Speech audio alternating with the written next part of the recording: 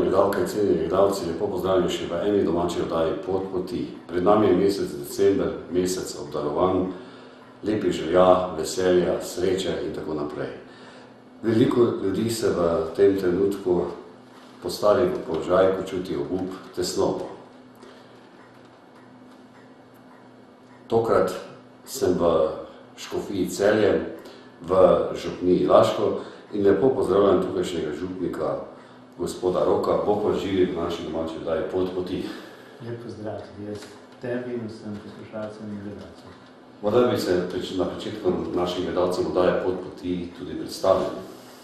Ja, ime mi je Rok, pišem se metličar, izhajam iz Šmarja pri Jelšah, se pravi iz ozemlja na tukajšnji Celjski škofiji. Kaj ne še povem, duhovnik sem 22 let in župnije, ki sem nekako deloval malo več, oziroma po novi maši sem štartal v Brežicah kot kaplaneno leto, potem kar eno daljšo dobo v Slovenskih Konjicah, tako 8 let in potem 12 let na Sladki gori in zdaj tukaj v Laško. Morda preden bi govorila o karitativni dejavnosti pomoči ljudem, sočloveku, kakšen je pravzaprav utrip župnije Laško? Imate tudi upravljeno tudi nekaj župnij? Realnost pomanjkanja duhovnikov nas zdaj postavlja duhovnike, ki delamo pastorali, čisto eno novo vlogo, v kateri moram priznati, da se najbolje še ne znajdemo, kajti pomanjkanje poklicev zahteva to, da se pač župnije iz ene upravljajo, potem še druge, tako imenovane souprave, in se mi zdi, da je za ves slovenski prostor, ko nekako imamo izračunano, koliko bomo čez 10 let stari duhovniki pri tem duhovnih poklicih, da nas čaka samo še stopnjevanje v tem, in to pomeni, da je način dela postaja za duhovnika, ki dela v pastorali, res drugačen. Vse manj je možnosti stvari videti, jih opraviti za ljudi, ampak začeti s tem, ko se delo pojavlja, povezovati, ustvarjati sodelavce in preko sodelavcev potem narediti tisto, kar človek zmore. Posebno manjše župnije, če so imeli zaslej svojega duhovnika, so vajeni, da duhovniki naredimo marsikaj sami. Da so ljudje pravzaprav se imajo za uspešno župnijo, če njihov župnik veliko dela, če se veliko obnavlja, če je prisoten pri vsaki stvari. Ljudje so pa nekako v vlogi kritika, ki potem okarakterizirajo, ali duhovnik dobro dela ali slabo. Da pa Cerkev v taki kombinaciji več ne more delovati zaradi pomanjkanja števila duhovnikov, je pa tudi en problem sedaj priprave župnij, ki prihajajo v svojo upravo, ker se marsikaj, kar je dobrega v župniji delovalo, pa je bilo vezano izrazito na delo duhovnika, ker ni laiških sodelavcev, potem marsikaj dobrega propade in se ljudje počutijo izgubljeni. In dobivajo občutek, da vse propada, da življenje cerkve ni več to, kar je bilo. Kraj, ki izgubi stalnega duhovnika, izgubi veliko, ampak ljudje bi radi, da bi škofim preprosto dal duhovnika. Kaj bi pa sami lahko naredili, pa preprosto ne vedo, ne da bi ne želeli.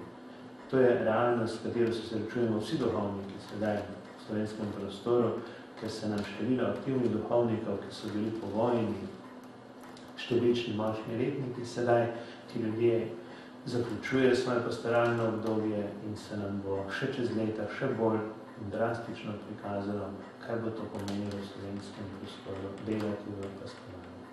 Imate eno, dve župniji v soupravljanju?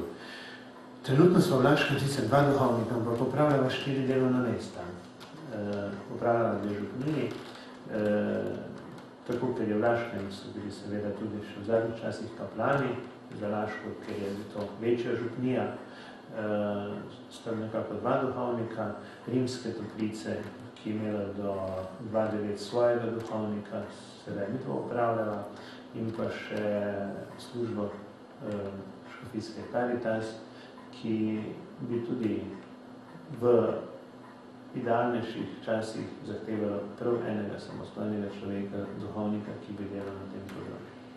Se so nami tudi gledalci, ki še pravzaprav niso spoznali Božje ljubezni, bi pravzaprav izkoristili priliko. Kaj pomeni beseda nadžupnija, nadžupnik? To so arhaični naslovi, nekaj manj kot 10 župnij v nekdanji mariborski škofiji, sedanji metropoliji, nosi ta naslov nadžupnije, ki so se v zgodovini dobile. To so pravzaprav pražupnije, ki so imele pač določene titule, pravzaprav ne pomeni ničesar, kar bi je pa ohranjeno kot nek zgodovinski okvir, katerega pač tudi sedanja struktura nekako upošteva. Pravzaprav ničesar. Veliko ljudi se znajde pravzaprav v stiski, isto tudi družine. Gospod Rok Metličar, kaj menite, ali je danes veliko ljudi v stiski? Ja, vse Jezus je rekel, Boga boste imeli vedno med seboj. Morda ta stiska danes drugačna. Nič manj ni ljudi v stiski, če rečemo, kot pred časom, če imamo to splošno stisko, ker stiska ni samo materialna pomanjkanja. Poznamo tudi duševne stiske zaradi pomanjkanja duhovnih vsebin prostoru. Seveda pa nam nekako bolj odmevajo trenutne materialne stiske, ki so zaradi recesije drugačne, kot so bile. Tisti ljudje, ki so nekje živeli zaradi zaposlitev, pa teh stvari, nekih danosti, v nekem urejenem sistemu, se sedaj čutijo zelo izgubljene. Zato je na nek način sedaj več stiske in ta stiska je tudi drugačna. Zato pa pravni red države, ki bi moral za nekatere stvari poskrbeti, sedaj v sedanjem času res še manj poskrbi in zato se dobiva sedaj ta občutek, ki dobiva besedo, katere se sramujemo, ker sam sistem rasocializma pa prej ni upošteval, da bi lahko bil sploh kdo ubog med nami. Za raj na zemlji pa ubogih res ne bi moglo biti. Po tega raja ni. Ali ljudje v teh kriznih časih Radi pomagajo se ljudem ali se raje držijo bolj zase? Mislim, na tem področju dela v dobrodelnosti vedno navdušen, ko vidim, kako slovenski človek je pripravljen pomagati bližnjemu. Govorim za človeka, s katerim imamo opravka tukaj v cerkvi, kristjani. Pravzaprav vsej, biti nesolidaren, pa biti kristjan, eno potem izključuje, ali si ali nisi. Ne? Mislim, da je v nekaterih krogih morda več strahu pred preživetjem, zaradi tega bolj zapiranje vase. Ampak tu gre čisto za preprosto te osnovno filozofijo, osnovno držo.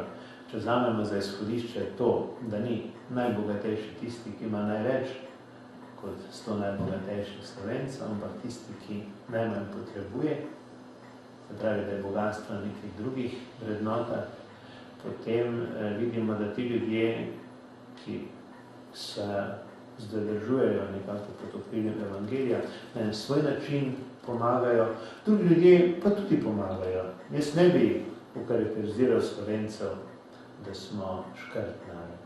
Ne, mislim, da bi se tukaj splošno delala krivica oziroma zdaj, če je že sinonim za slovenstvo nevoščljivost, bi prej podpisal, da smo pa sebični, to pa pri vseh teh akcijah, ki jih vidimo, pri vseh tem, kar se zbirajo sredstva v teh dobrodelnih koncertih in to, kar se da je ob zaključku tedna Karitas, ob vsem tem, kar smo doživeli tudi v sredo, na tem klicu dobrote, kako bi lahko rekel, da nismo Slovenci dobri. Mislim, da bi delal eno veliko krivico ljudem, ki se odzivajo na ta klic, ki slišijo in pomagajo in darujejo po svojih močeh. Je pa to res in je vedno bilo in bo, da kdor ima malo, pa živi skromno, je bolj radodaren. Kdor pa ima veliko, pa se bolj boji, da bo še kaj od tega zgubil, pa da to bogatstvo bo začelo plahneti in se manj upa podeliti. To je res, ja. Kako je to urejeno pri vas v celjski škofiji? Imate dovolj sredstev? Ja, dovolj sredstev zakaj? Za pomoč ljudem. Ja, nikoli jih ne bo dovolj, ne. Koliko bi bilo potrebno pomagati.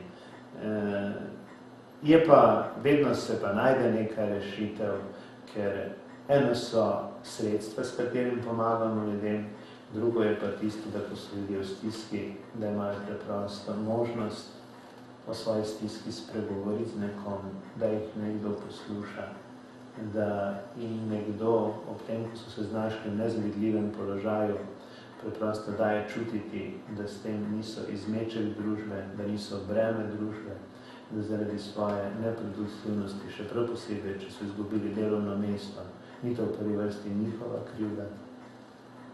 Se pravi, za to podobo samozavesti, ki jo ti ljudje, ki se znajo v takih situaciji, še kako potrebujejo človeka in to, kar materialne stvari s tem, ko jih morda ima za preživetje, ali pa celo z zbiranjem oblek ne morejo dati.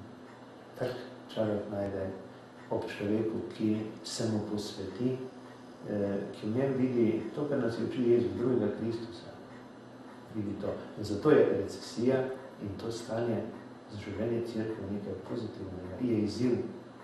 Zato niso to časi, ki bi bili slabi časi, ampak so za vsakega kristjana. Vsak čas je dober čas. Je čas na poti v rešenje. In tudi ta čas, ko se nekako zlomu ali pa nalomu ta Bog z malo pisano, ki mu pravimo denar in blagostanje in materialne dobrine, lahko rečemo samo kristjani, hvala Bogu, samo vprašanje je, če znamo to znamenje časa brati, in če znamo iz njega živeti, če znamo ohranjati mir, ali pa tudi mi ravno tako zapadamo temu, kar nam mediji danes na tolikih mestih skušajo vsiliti neko podobo o raju na zemlji, ki se je trenutno zamajal. In na drugi strani odkrivamo razne tajkune in razne goljufe, ampak navadno ne tiste ta glavne, ker tiste ta glavne se znajo prikriti in potisnejo v spredje ljudi, ki sicer imajo tudi maslo na glavi, ampak niso glavni tajkuni, glavni, ki izčrpavajo slovenski narod in državo. Tisti znajo biti zelo dobro biti. Kakšna je pravzaprav vloga Karitasa v Sloveniji na splošno? Saj zaradi tega sem vas povabil v domačo oddajo Pot poti na željo naših gledalcev. Jaz mislim, da moramo čisto v osnovi ene stvari reči, ki je prav, da jih imamo nekako prečiščene. Cerkev deluje po 3 vejah. Po oznanjevanju, po liturgiji, se pravi bogoslužju, in po dobrodelnosti. To je 3. veja, ki je enako vredna. Oznanjevalni vidik je bil vse skozi prisoten, tudi liturgični vidik. 3. vidik, dobrodelnost, je pa v zadnjih 60 letih, oziroma po 2. svetovni vojni, pravzaprav bil prepovedan in nemogočen. Takratna oblast je dobro vedela, zakaj mora to 3. dimenzije cerkve nekako okrniti, oziroma ji onemogočiti, kaj s tem vzame. Da se mi premalo zavedamo, kaj to pomeni. Je pa zanimivo, da je v teh časih, ko je cerkev tudi tolikokrat blatana, tolikokrat osovražena, nenagovarjajoča z mnogimi očitki, ravno na tej 3. veji, Karitas, danes še najbolj nagovarjajoča. Najbolj ostaja pristna in zaupanje, ki ga imamo v slovenskem prostoru, prostovoljci in vsi, ki v tem prostovoljstvu delamo v Karitas, je nekaj, kar res moramo upravičevati vedno znova. Za način transparentnosti našega dela, potem pa, da sredstva, ki ljudje iz svoje skromnosti ali kakorkoli darujejo, res pridejo do naslovnika. Te kredibilnosti, ki jih morda nekatere druge humanitarne organizacije so v času delovanja malo zamegile in izgubile, ne smemo mi pod nobeno ceno in pod nobenimi pogoji nikoli izgubiti. Če to izgubimo pravzaprav ime, da smo kristjani.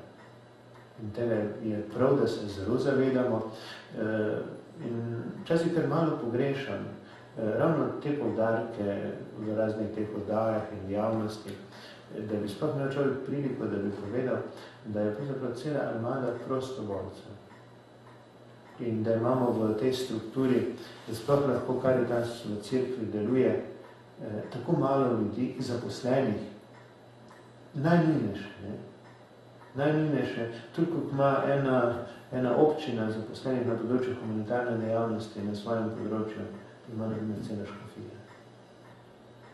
In ta vidik dobrodelnosti, prostovoljstva, dela s temi prostovoljci, ki sicer ne delajo poklicno tega, delajo pa tisti svoj čas, ki namenjajo, da to pravzaprav združujemo, povezujemo, da se naglo odzivamo na stiske, ki se pojavljajo zaradi trenutnih nesreč, naravnih nesreč in drugačnih, predvsem pa, da z ljudmi živimo v tistih najbolj oddaljenih krajih, v skupinah, ki so morda tako ali drugače še prav posebej ogrožene skupine, to so starosti, delovni.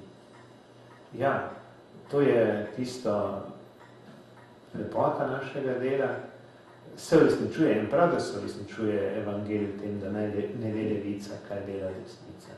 Ampak v časih, ko se pa tolikokrat cerkev blati, ko se skuša vzeti vso dostojanstvo in zreducirati tudi dobrodelnost zgolj na nek humanizem, je pa prav, da se tukaj nalijemo čistega vina in da izrazimo te stvari čisto tako določno, odkrito in da tudi povemo, kaj se pravi, kaj pomeni delati in kaj pomeni živeti Karitas cerkve kot tiste 3. veje dobrodelnosti. Ste da zelo lepo povedali, ker je tudi Jezus govori, koliko ljubezni vložimo, toliko je pravzaprav dobimo. Kako pravzaprav pridobiti nove člane? Jaz pravzaprav občudujem te člane Karitasa, ki s toliko ljubezni, požrtvovalnosti, pravzaprav niti nimam besedkrat ne bi izrazil, da se dajo na razpolago, da pomagajo sočloveku oziroma tam, kjer je pomoč potrebna. Glejte, morda se zdi, da je v porastu, da nastajajo nove župnijske Karitas, pri nas od 112 župnij, zdaj okrog številke 60. To pa ne pomeni, da samo na 6 župnijah dela župnijska Karitas daleč od tega. Gre samo za morda nekoliko postavitev strukture na župniji, iskanje pri duhovnikih, ki v pastorali delajo, pri župnikih, zunanje sodelavce in delo z njimi, pravzaprav pomoč župnikom. Prvi delavec v župniji Karitas je pravzaprav župnik, ki ga je nastavil škof, škof prvi na škofiji, ki skrbi za to področje. In iz te piramide, kako je pač cerkev sestavljena, je potem tudi razlog, zakaj je razvejenost prostovoljcev za delo v župniji v Karitas številčno tako močna, ker je res, če se te osnovne povezave ne zgodijo, potem se lahko zgodi na nekih kritičnih točkah, ko je res treba stopiti skupaj, postane in ostane župnik duhovnih sanj. To je prav, da poudarim in da se v tem trenutku zahvalim vsem župnikom na teh 112 župnijah,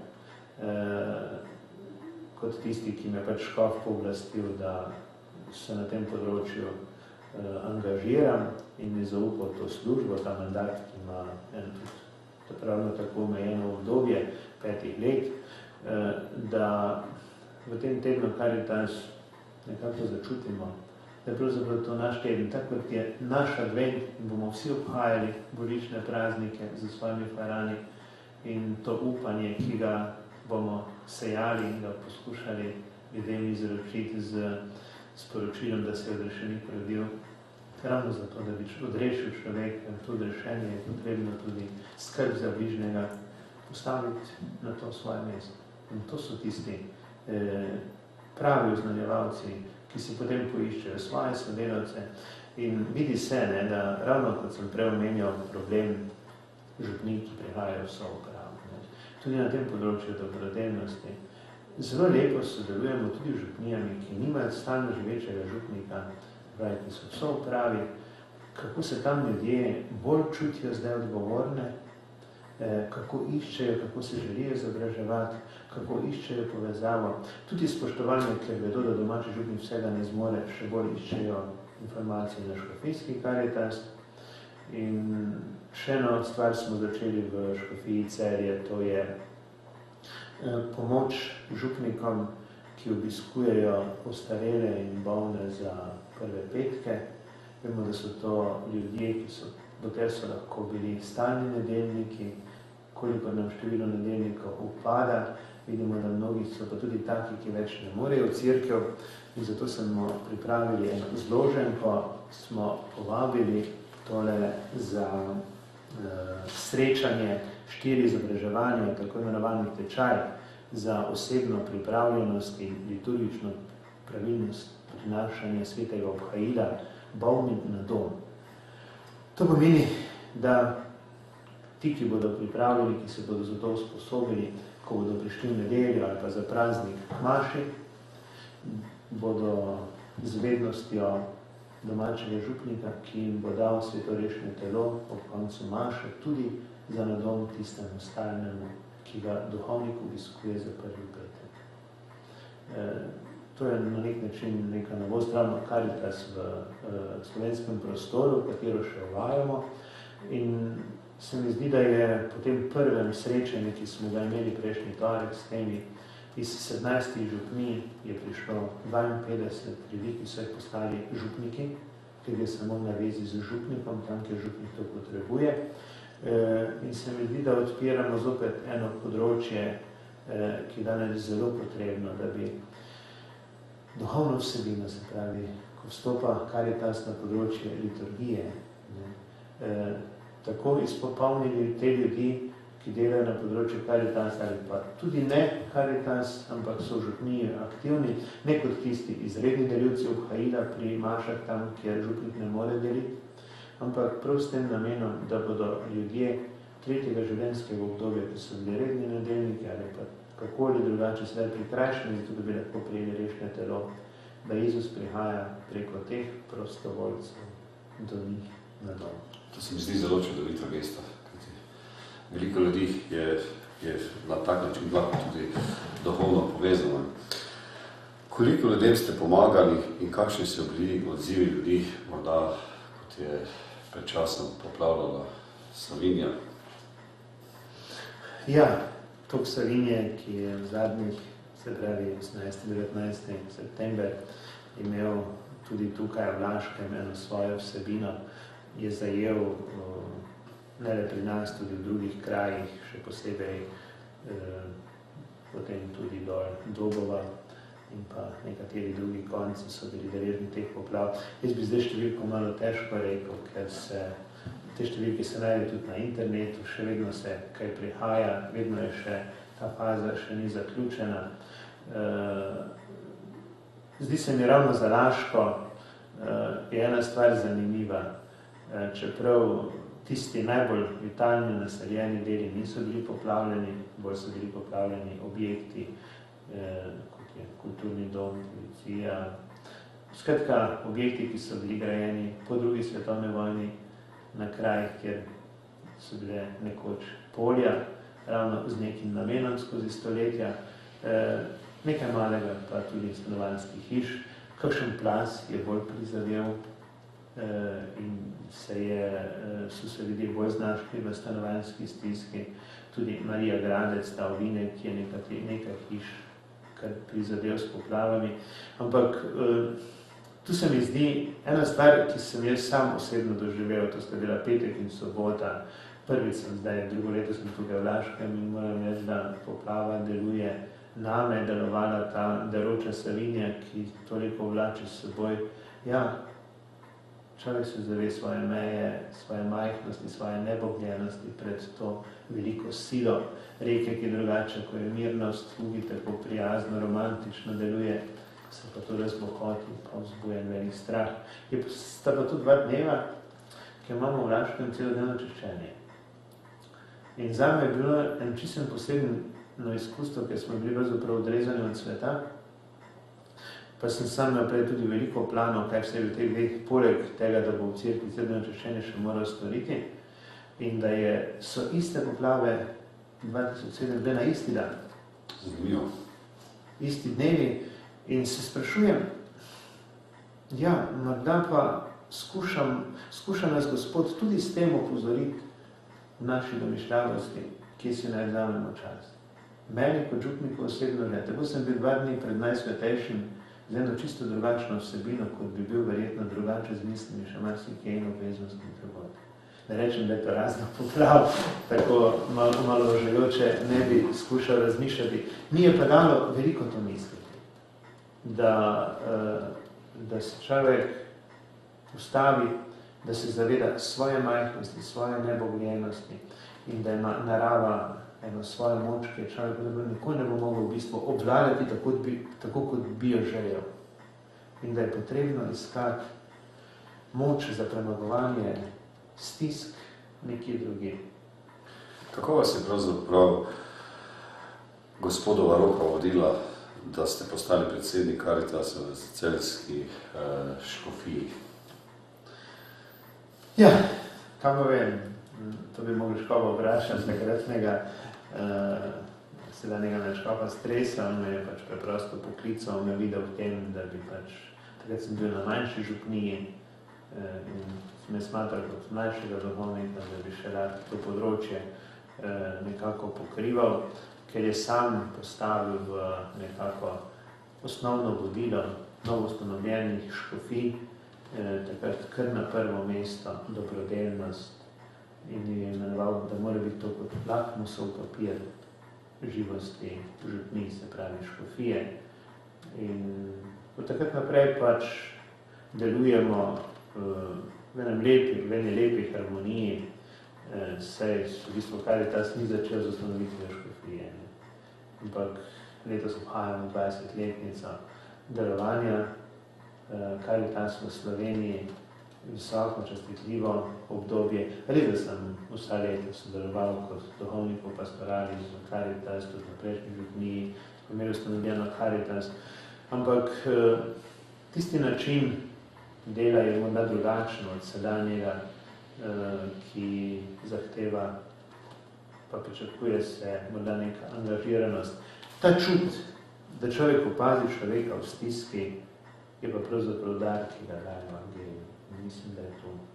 Bolj najdemo pot do njega, bolj odkrivamo, kako sicer malo naredimo, ampak da Gospod tisto malo našem, pa to nepopolnost napravi, pa da je ravno prav. Kaj čutite takrat, ko naredite nekaj dobrega? Tukaj se pravzaprav porajajo dvojna beda, ko ste že omenili, na eni strani so materialne dobrine, ampak mislim, da je človek tega časa še bolj lačen duhovne hrane. Čeprav je obojno potrebno. Ja, obojno je zelo potrebno. S tem, da za tole telesno je prav, da poskrbijo tisti, ki so tudi za to usposobljeni v prvi vrsti.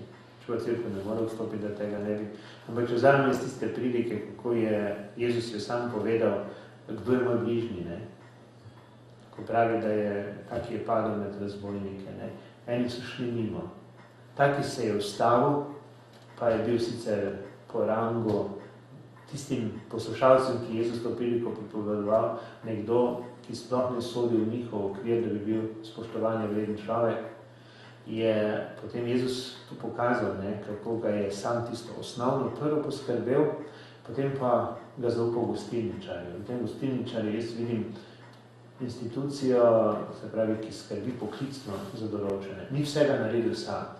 Tudi mi, ki v prostovoljstvu, ko v dobroti delamo, se moramo zelo varovati tega, da bi bili samozadostni. Prva stvar našega dela je povezovanje tudi z ostalimi inštrumenti, ki so vzvodi, ki so v državi, ker naša država, lahko rečemo, še vedno je socialna država, ne pa seveda tako popolna, kot se zdi vsaj te mehanizme, ki na marsikaterih področjih odpovedujejo. In tudi to je prvenstveno naše delo, da včasih skušamo ljudi usmeriti tja, ko so v stiski, kjer jim pomoč pripada. Ker so pa zakoni pa vedno tako pisani, da nekdo pade skozi in so za nekoga krivični, tam pa skušamo v prvi vrsti potem pa pomagati sami. To se pravi, da naša pomoč je tudi svetovanje ljudem, da se znajdejo, ko se znajdejo v stiski, da jim pomagamo potrpeti tudi na prava vrata, s tem, ko tudi sami pomagamo. Prav je, da omenimo, kdo je pravzaprav zavetnik oziroma svetnik Karitasa? Ja, jaz ne vem svetnika, ki ne bi bil, ne? Zato, ker biti svetnik pa ne dela dobrodelno, ne gre, ne? Ga ne bi našel, ne? No, bi pa morda posebej izpostavil, zdaj imamo letos 100. obletnico rojstva Matere Terezije, ona nam je ena taka svetilka, ki je teh najbolj ubogih med ubogimi videla Kristusa in se mi zdi, da nas zelo navdihuje. Potem so razni svetniki, ustanovitelji raznih redovnih skupnosti, družb, tukaj se mi zdi zelo močno Vincencij Pavelski, tudi pri nas delujejo Vincencijeve konference. Potem razni drugi ustanovitelji, ker ne bi bilo prav, da bi zdaj ravno v tem zaključku tedna Karitas rekel, da samo, ker Karitas ima en pomen kot organizacija, slovenska Karitas, škofijska Karitas, ampak v sklopu cerkve pa delujejo tudi mnoge druge dobrodelne organizacije ravno na istem področju in se med seboj povezujejo. Tako Vincencijeva konferenca, Kolpingova, Vera in Luč, kar nekaj je teh. Vsaka sicer morda specifična na svojem področju in vsaka ima tudi svojega zavetnika preko tega. Tako da tudi Blaženega Slomška ne smemo tukaj pozabiti, ker je naš rojak. Skratka, lahko začnemo naštevati koledar svetnikov, pa bomo pri vsakem našli, da je naš zavetnik. Kaj pravzaprav menite o teh kriznih časih? So pravzaprav izziv, oziroma da ko ljudje iščejo pomoč, jo tudi dobijo, ne? Ja, ustanavljanje župnijskih Karitas je tukaj ena taka prilika, da se potrebna pomoč dobi. Zdaj v slovenskem prostoru delujemo preko tega, da največkrat se deli tudi hrana. mesta, kjer mestno okolje, kjer nima ljudje za preživetje teh osnovnih živil, je močno poudarjeno, podeželski del malo manj tega. Seveda v mestih je tudi veliko stiska za plačevanje položnic, teh osnovnih za preživetje, sploh družinam, ki so imele še do nedavnega socialni status urejen, pa so ostali brez delovnih mest. Potem pomoč otrokom, šolskih potrebščin, tu se številka iz leta v leto zelo povišuje za pomoč tem družinam, ki imajo šoloobvezne otroke, predvsem otrokom za šolskimi potrebščinami. In tu tudi skušamo vzgajati v leto, ki je namenjeno dobrodelnosti, še posebej pri tematikah veroučnih ur. Za vsakem letniku so določene vsebine, ki nagovarjajo, in akcija za zbiranje zvezka, novega zvezka, ki ga otrok podeli nekemu drugemu otroku. Zdaj pa tudi adventna akcija za misijone. Skratka, vzgoja za dobroto doma in po svetu je v slovenskem prostoru navzoča in v tem letu sedaj so morda malo bolj vidne, ampak jaz bi se močno bal, če bo leto mimo, da bi mi o tem pozabili govoriti, oziroma se nekaj drugega zopet zagnali. Letošnje leto je izziv, da ozavestimo delo dobrodelnosti kot eno osnovno delo v življenju Cerkve, v Evangeliju, ampak da s tem potem ne prenehamo, ampak to pravzaprav nadaljujemo in ne merimo potem rezultatov, potem ob nekem zaključku leta, pa zopet neko drugo leto pademo, ampak to postaja permanentno. Kaj vi menite oziroma opažate pri svojih dejavnostih, ali se človek, ki je v težavah, prej obrne k sočloveku ali k Bogu? Zelo različno, težko vprašanje. Ne vem odgovora na splošno. Ljudje, ki prihajajo k meni, pa ki se srečujem z njimi, imam občutek, da odvisno od starosti, od izkustev, mnogi res izberejo prej človeka kot Boga. Ampak to je tudi odvisno od stiske. Težko je opredeliti. So ljudje, ki se sploh ne obrnejo na Boga, tudi ko se obrnejo na sočloveka. Če se pa prej obrneš na Boga, pa morda potem na drug način pristopiš k človeku. Tu je morda neka razlika. To je pa tako, ne? To se zelo kaže pri hvaležnosti. Nekje sem prebral napis, da če si pomagal 100 ljudem, ti bo 10 hvaležnih, zato da si pomagal. Od teh ti bo 5 hvaležnih, od teh 10 zato, ker računajo, da bodo še kdaj dobili pomoč. Morda so kakšni 4 pa res hvaležni zato, ker imajo to notranjo dimenzijo z Bogom in čutijo v tem tudi sami zaradi povezave z Bogom, tudi lahko do tebe, ki si jim pomagal, eno tisto hvaležnost, katero čutimo, da nas nagrajuje potem, da nas osrečuje in da nam daje motivacijo, zato da smo dobri naprej. To ste zelo lepo povedali, ker velikokrat, ne samo v družbi, tudi v medijih, izpostavljamo slabe stvari in namesto, da bi govorili o dobrih, pozitivnih in če ne moremo nekomu pomagati, tudi kaj slabega naredimo, ne? Oziroma. Ja, to je tisto, ne.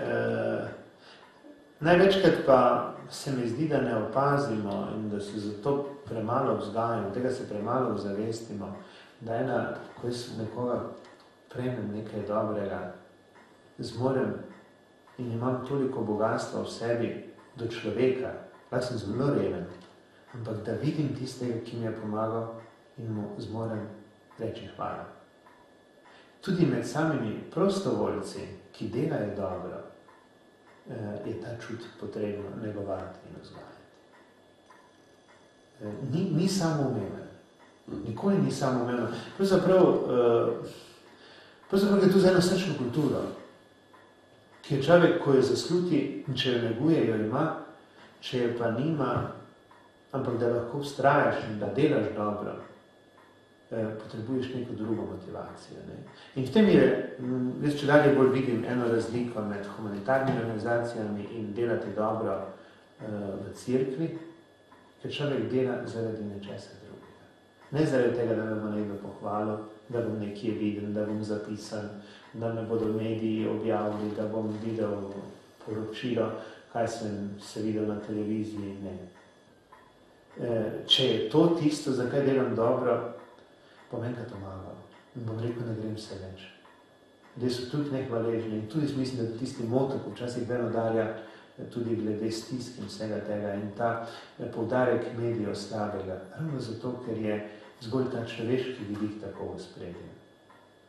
Ko človek iz neke notranjosti, iz povezave s Kristusom dela dobro, dela to na drug način. In to začutiš. To začutiš s človekom, ko se srečaš. Da bi pa to lahko v besede, bi pa rabilo veliko časa, ker se človek od človeka, smo unikatna bitja in se razlikujemo in s tem tudi, kar čutimo, način, na kako delujemo z drugimi, je tako različen. Drži. Veliko svetnikov, ki so bili bogati, se je povedalo svojemu premoženju in to je pravzaprav darovalo revežev. Kako je to pri nas? Se tisti premožni prej odzovejo na povabilo na darovanju, ali je to izjema, verjetno težko? Če pogledamo zdaj ravno iz tega klica dobrote, koliko imam samo vida, nimam veliko, nekaj pa imam, bi delal krivico, če bi rekel, da se premožni ne odzovejo. Se odzovejo na različne načine. Morda niti ne toliko v cerkvi v slovenskem prostoru, bolj se vidijo v kakih drugih. Vedno ljudje se odzovejo, ko vidijo, da je tisto njihov odziv rodi nek sad. In pravzaprav je na nas odvisno, ki s tem delamo, ki nam je ta služba zaupana, ali odziv prihaja zato, ker tisto, kar so oni darovali, potem ima neko sledljivost in se nekje pokaže. Tu jaz vidim, je pa res, da cerkev živi z darov Boga vdove in tudi pomoč, ki jo nudimo lahko ljudem, se pravzaprav v Karitas nič svojega ne dajemo, se dajemo tisto, kar nam dajo ljudje. Številčnost armada teh, ki tudi iz svojega skromnega da bližnjemu, je tako velika, da lahko rečem, da se pa bolj financiramo iz darov ubogih vdov, pa tudi iz posameznikov, ki imajo veliko, na to bogatstvo niso navezani in zmorejo darovati. Namen najnega pogovora je predvsem ta karitativna dejavnost, da še koga od naših gledalcev povabimo, da mogoče na kakšen svoj način poskuša pomagati ali darovati, ali tudi vas duhovno z molitvijo podpre.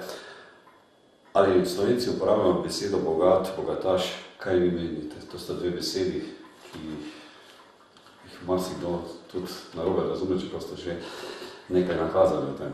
Ja, bogat v bogatstvu, materialnem bogatstvu, bogat v duhu, kot imamo ta evangeljski izraz, to sta dva čisto različna pojma. Morda stopnjo bogatstva postavljamo, bi rekel zdaj, neke druge okvirje. Ne? Mediji, ki prinašajo 100, če uporabim tukaj besedo, najbogatejših Slovencev, ima tukaj beseda bogat čisto pravi pomen v materialnem smislu. Ne? Bogat v duhu, ali pa mati Terezija bogata v tistih revežih, ki za noben denar ne bi bila pripravljena pobirati na ulicah takrat in njene sosestre tudi danes, je pa neko drugo bogatstvo. In če vemo, da iz te meni kar pretresljive pripovedi, ko pravijo, zdaj v mesecu novembru sem se večkrat tega spomnil, da mrtvaška obleka nima žepov ali pa ne potrebuje žepov. Ne. Tu je ta dilema, ki se vse skozi vleče, ne, se tudi tiste žitnice, ki si jih je bogataš postavil, dušo je in pin, bodi dobre volje, je sinonim za bogatstvo na oni strani. Ne? Nadaljevanje odlomka pa neumnež to noč bo da dušo deli tebe, kaj si pripravil, čigavo bo pogovoril nekem drugem bogatstvu. Ne? In mislim, da imamo v terminologiji cerkveni je pa res, da ta terminologija v svetni govorici, v medijskem prostoru ni tako zaznana. In je morda razumljena nekoliko drugače. Slovenščina je tukaj bolj skromna. Potrebovali bi dva različna izraza za bogatstvo, če bi hoteli biti nazornejši, ampak tega preprosto nimamo. Nekateri narodi to imajo, nekateri jeziki. Ne? To je podobno kot z besedo ljubezen. Ena sama slovenska beseda pomeni koliko vrst ljubezni. Ne? Biblična govorica in govorica vzhoda, ne? Mislim, da judovskih izrazov za ljubezen je več kot 10. Mi imamo eno samo. Ne? In zato je tudi ta beseda, ki je toliko krat zlorabljena, ravno zato, ker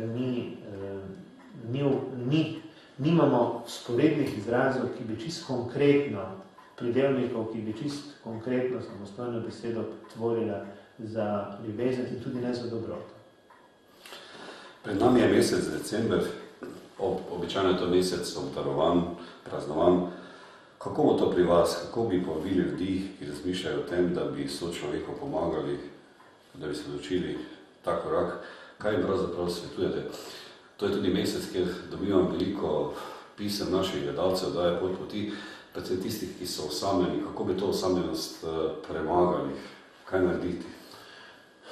Ja, gledajte, nekaj smo na tem organizacijskem področju naredili. Ne? Že v novembru smo štartali s tem sindromom slovenstva megalomanskega nošenja sveč na grobove in nošenja cvetja, da smo povabili k darovanju za uboge in namesto tam k ubogim. Potem zdaj za december smo povabili podjetnike, da namesto kupovanja poslovnih daril lahko ravno tako prispevajo v dobrodelne namene, pa jih promoviramo tudi na tem področju, da jih pač predstavimo, katera podjetja so to. V učnih programih, se pravi veroučnih programih, delo z otroki, te kateheze, adventni venec, potem adventni koledar, ki ga misijonska družba pripravlja v slovenski prostor, je zelo naravnana na tem. Predvsem za otroke. Otroci bo zdaj Miklavž pred vrati darila, Božiček darila, Dedek Mraz darila.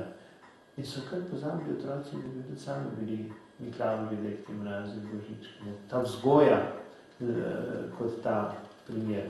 Vi, ki ste omenili ostarele starejše, ne?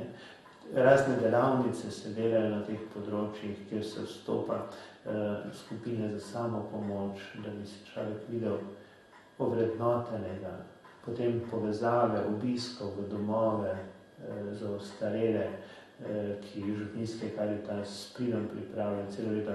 Koliko imam pogleda, res je odvisno od iznajdljivosti voditeljev župnijskih Karitas, pa tudi nazadnje župnikov, koliko se ti prostovoljci vključujejo v te razne skupne stvari. Na mnogi župnije so adventne venčke pletali in bojo duhovniki pri mašah jih blagoslovili in namesto, da jih kot bogate aranžmaje kupujejo, dajo za Karitas in izkupiček tega se podeli. To so čisto konkretne akcije, ki jih zelo, zelo spodbujamo in na izobraževanjih poudarjamo. Pa še nekaj poudarjamo. V Celjski škofiji imamo ustanovljeno tako imenovano medsebojno molitev za sodelavce. Molitveno navezo, Mladika na trti se imenuje in člane, ki pridejo tudi na duhovno izobraževanje in drugače povabimo, da vsak dan namenijo en Oče naš in tudi poslušalce in gledalce te oddaje povabo k temu, da se nam pridružijo za prijavnico, da lahko pošljajo na Škofijsko Karitas Celje, Muzejski trg 8 svojo prošnjo, bomo dali gradivo, da se skupaj povezujemo ravno v molitvi za dobro vseh, ki v dobrodelnosti delajo, pa morda kakšen dan nima toliko časa za molitev, da jih z molitvijo podpiramo. Zato smo dali naslov Mladike na trti, tudi iz te Jezusove prispodobe, da mladika, ki ostane sama, ne more obroditi sad. Samo mladika, ki je povezana s trto, pa lahko jeseni da svoj sad. In tako molitvena naveza in dobrodelnost, povezovanje med seboj, tem veselem decembru, ki ga drugi prinašajo preko trgovskih centrov, nakupov, megetanja, vseh lučk in svetlob in prižiganja, mi kažemo, če se zopet vrnem, na neko drugo bogatstvo. Bogatstvo, ki je človek v svoji realnosti in pota do njega. Kaj bi na koncu podaje poti povedali našim gledalcem oziroma jim kam usmerili?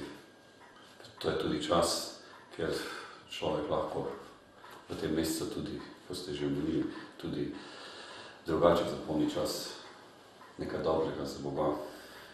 Ja, obhajanje tistega božičnega vzdušja, spoznanje, da je rojen odrešenik, se pravzaprav začne z adventom. To je čas priprave, čas prihajajočega, ki ga čakamo. In se mi zdi, da bi to, kar sem vse povedal, samo strnoveno, Jezus se rodi lahko v našem srcu, pa se ni rodil. Da pa ima prostor, moramo pa marsikatere stvari odstraniti. Odstranjujemo pa preprosto tako, da si dajemo čas tudi zase.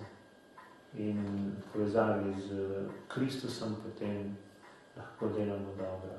Če se bomo sami znali umiriti, pa si vzeti čas, da bomo, kakor sveče, ki tule pred mano gori, tudi mi dajali toploto in svetlobo, potem bomo tudi mi to, kar je Kristus na svoji hvalnici, velikonočni sveči, pa izpovedujemo. Ne? Celo krivda je lahko srečna, ki nam je dala takega in tako velikega odrešenika. In jaz bi zaključil s tem, da tudi recesija je lahko srečna, ker nam kaže na bistvo, kaj je pravo bogatstvo. In za kakšno bogatstvo v rast Božjega kraljestva se nam je potrebno truditi. Jaz se vam iz srca zahvaljujem za pogovor in vam želimo obilo Božjega blagoslova tudi vsem ostalim sodelavcem Karitasa na vaših življenjskih poteh. Hvala lepa.